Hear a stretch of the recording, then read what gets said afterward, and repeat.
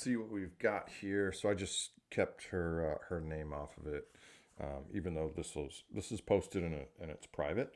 Um, so we've got a 2 minute run, speed 8.5 kilometers per hour. So what, 5.5 miles per hour or something like that. So if she's a trained runner, so what I like to do is, yep, definitely do something on the conservative side, and then I stress load them a little bit, right, to kind of find not necessarily where the breaking point is, but at a point where it's around that, so that way we can kind of see what's going on when things aren't working appropriately. Because if she can handle 5.5 miles per hour easily, then we may not, kind of see everything. But like I said, it's always a good start. So it'll be interesting to see, how she is. Also, at this running pace for a runner, if it does look really wanky, then that's not a good thing because they can't even run, at a slow pace relative to their capability. Um, so on your app, you can look at the cadence relative to the speed. Here, it's pretty consistent, so it could be on a treadmill, which absolutely is fine. I use a treadmill a lot of the times just so I can control that speed variable. So we look at the running stride; they're quite similar, right? So and I think there's a history of problems on both the left and the right side, but it seems like a lot of that has been mitigated. Um, slight longer in the stance phase, but if we'll look at the numerical values here in a moment. So nothing really jumps out here. Pretty consistent in terms of the split between the stance phase and the swing phase. So we go down here a little bit and we can look at the supination pronation. So again, this is representative of the foot as a whole foot inside of a shoe model relative to the angulation of the Earth's surface, which is why it matters, when, and I'm going off topic here, but so I had a 5K runner struggling a little bit. She was training for a race, running on the road, and it was interesting because she didn't come for a problem. She was having difficulties improving. Like when she tried to run faster, it was just extremely difficult for her. But in any event, and you know this living where you live as well, that we get rain and we get snow. So running on these back roads, they're relatively crowned, and so she was always running against traffic. So when you looked at her gait pattern, her symmetry on stride was off. What was interesting is the symmetry that is represented in the profile was normal. So it was in the green.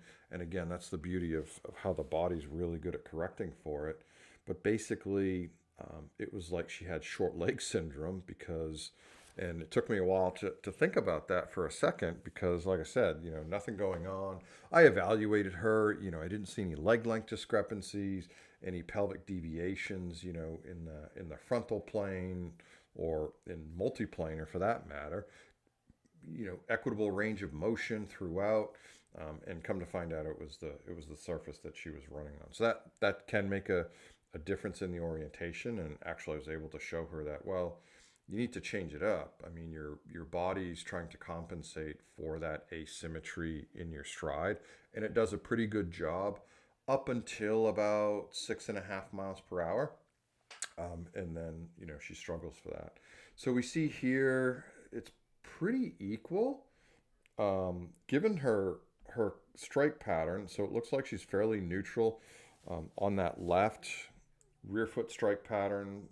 It's it's a 12-degree deviation into that dorsiflexion, which is probably why there's a slight um, increase in inversion on that heel strike on the right side. And we do see that because she's heel striking and literally she has more ground to cover in that transition. So it makes sense that her time frame from load to transition is going to be a little bit longer. And then what's interesting though is her propulsive phase. So once she hits transition, so if you made this and thought about it from an equitable standpoint that, this is equal, getting to that same transition phase, she's about 20 seconds longer on that left side. So she's spending, looks like, a little bit more time in that mid 4 foot range before propulsion. And again, it's only 20 milliseconds, but in the grand scope of things, that's about 8% or so. So it's a little bit different between the two. So I'd be curious to see what this looks like if she's running faster. In other words, can she pick up for that, or does this delta, increase? And again, she moves pretty good through that right lower limb, getting back onto that toe, even though she has longer to go, right? Because she's heel striking versus midfoot striking, so she has more distance to cover on that entire foot versus landing on a midfoot. And again, it's 12 degrees, so it's not overly dramatic. And sometimes that can be dependent on the shoes that she's wearing. But again, not being overly dramatic, but seeing, this kind of deviation. I'd be curious as to what it looked like when she was moving a little bit faster.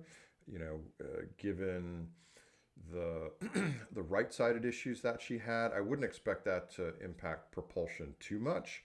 Although anything, generating high ground reaction forces going through that kinetic chain can, be painful, causing at the hip eventually, or limitations if she's trying to guard from that, versus what she was experiencing on that left side from I believe it was tibial stress syndrome or stress reaction, and then having that left knee.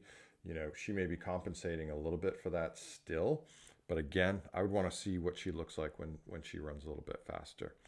So slight difference between the midfoot and the rear foot. Her strike force very similar between the two. We know that when we heel strike, there's a slightly higher impact, especially on that second peak. But they're so close, I wouldn't even call that a difference. And again, finding out what that might look like when she's running a little bit faster. But overall, if you look at this pattern here, it's pretty normal. I would like to see this a little bit more of a transition, but that could be, how the insole is sitting in her shoe. But I think you said that the arch support in there is is pretty minimal. Excuse me.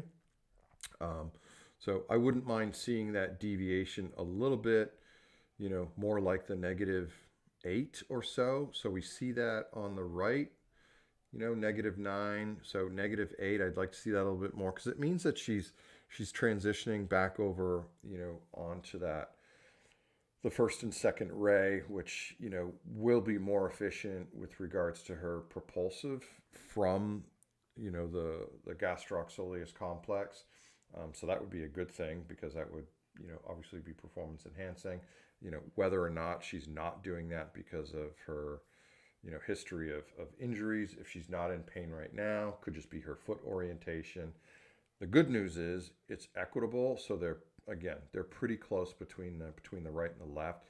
And if you look at her standard deviations, to me that's like perfect. They're not so wide that it's lacking control. And I think, yeah, you said that she was in a control shoe, so it's doing its job. So I don't see anything hugely unusual.